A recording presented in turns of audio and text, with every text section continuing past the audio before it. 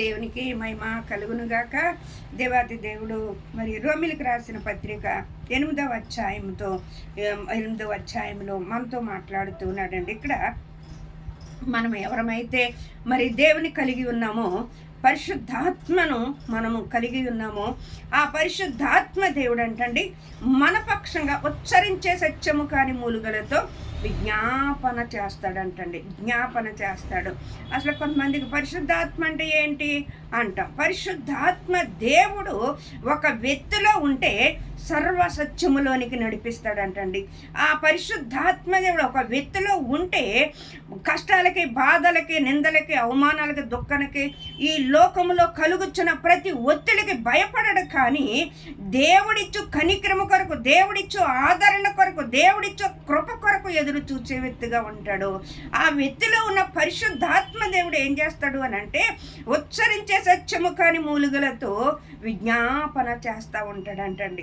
నువ్వు అలసిపోయి ఉండొచ్చు, కానీ నీలో ఉన్న పరిశుద్ధాత్మ దేవుడు మూలుగుతూ ఉంటాడంటండి, దుఃఖపడుతూ ఉంటాడంట, ఏడుతూ ఉంటాడంట, దేవుని దగ్గర గోజాడుతూ ఉంటాడంట.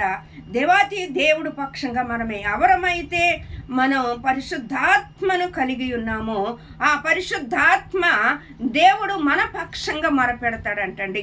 మనం ఆ పరిశుద్ధాత్మ దేవుడు మనలో ఉండాలంటే మనం ఏం చేయాలి అని అంటే, దేవుని యందు భయభక్తులు కలిగి ఉండాలి, దేవుని అడుగుజాడలో జీవించేవారుగా ఉండాలి, లోకములకు వేరై ఉండాలి, పాపానికి వేరై ఉండాలి. మనలో ఉన్న పరిశుద్ధాత్మ దేవుణ్ణి సంతోషపెట్టేవారుగా మనం ఉన్నప్పుడు పరిశుద్ధాత్మ దేవుడు నిత్యము నీతో ఉంటాడు, నిత్యము నిన్ను నడిపిస్తాడు. నీ కష్టంలో, నీ బాధలో, నీ దుఃఖంలో దేవుడు నీ పక్షంగా ఉచ్చరించే సత్యము కానీ మూలుగులతో జ్ఞాపన చేసి నీ పరిస్థితులన్నిటినీ సకపెట్టేవాడిగా ఉంటాడు. దేవాతి దేవుడు అంటాడు, ఏమని మనసు నా మీద ఆనుకుంటుందో వాడిని పూర్ణ శాంతి గలవానిగా చేస్తాను అని అంటాడు. మనం ఆయన మీద ఆనుకునేవారుగా ఉండాలి, ఆయన మీద ఆధారపడేవారుగా ఉండాలి. దేవాతి దేవుడు ఇదే వచనములో 31వ వచనములు అంటున్నాడు, తన సొంత కుమారుని అనుగ్రహించడానికి ఎనదీయలేదు, ఆయన ఏదడిగితే మీకు ఇవ్వడు అని ఇక్కడ లేఖనాలు చలవిస్తూ ఉన్నాయండి. ఆయన సర్వమును నీ కొరకు నా కొరకు దారబోసిన దేవుడు ఈ లోకములో ఏదైతే కావాలో మీ తండ్రికి తెలియను అని మత్తయి సువార్తలో రాయబడి ఉందండి. మీకేం కావాలి, ఈ లోకంలో ఏం కావాలో మీ పరలోకపు తండ్రికి తెలియదు. మీరు వాటి గురించి చింతించడం అవసరం లేదు. నా నీతిని, నా రాజ్యాన్ని మీరు వెతికినట్లయితే అవన్నీ మీకు అనుగ్రహించబడతాయి అంటున్నాడండి.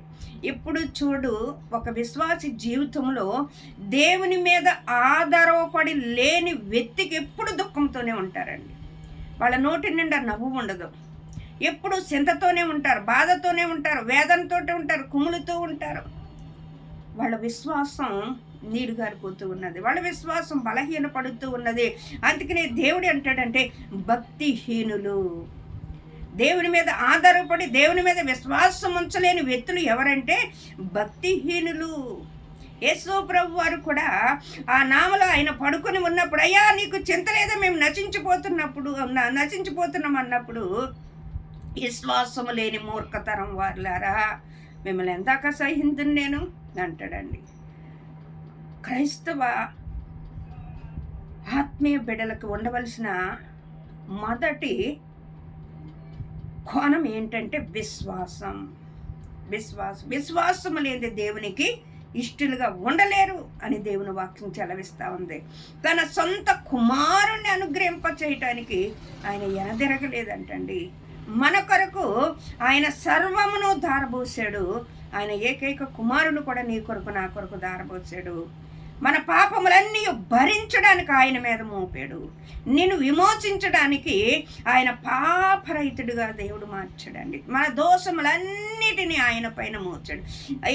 యెహోవా ఆయనను నలగొట్టుకోవడానికి యెహోవాకి ఇష్టమైంది, కానీ నన్ను నలగొట్టుకోవడానికి యెహోవాకి ఇష్టం లేదండి. యోహాను రాసిన 15వ అధ్యాయంలో 7వ వచనంలో ఏమంటున్నాడంటే, నా యందు మీరును మీ యందు నా మాటలను నిలిచి ఉన్న ఎడల మీకేదిష్టమో అడగండి, అవన్నీ మీకు అనుగ్రహింపబడతాయి.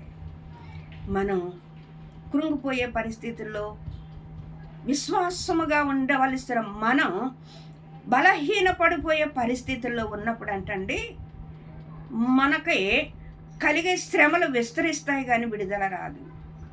మనం విశ్వాసములో ఉండి వాటి కొరకు ఎదురు చూచి యెహోవా ఉన్నాడని నమ్మి ఫలము దొరికినని నమ్మవలెను కదని దేవుని లేఖనాలు చదివిస్తూ ఉన్నాయి.